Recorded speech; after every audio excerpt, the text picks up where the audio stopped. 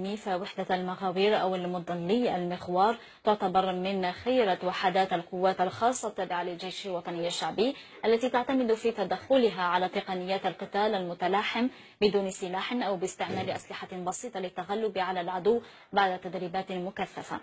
محمد بومجروع عاد بالتالي.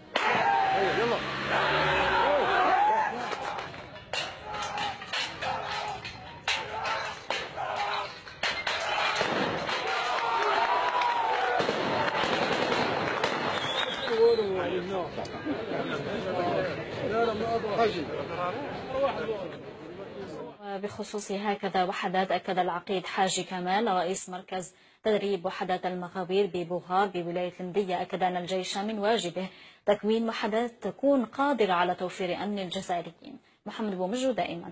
نسعى في مدرسة تكوين مغاوير والتدريب المظلي ببوغار الشهيد دربان مبارك الناحية العسكرية الأولى لبذل قصارى الجهود الكفيلة بالترقية المستمرة والتطوير المتواصل والدفع بكافة إمكانياتنا ومكوناتنا المختلفة إلى ما ينسجم ويتساوق تماما مع حق الشعب في الأمن والاستقرار، وهذا لا يتأتى إلا بتكوين نوعية بشرية متميزة يتسنى لها مستقبلا إن شاء الله تعالى في استكمال مسعى الاحترافية.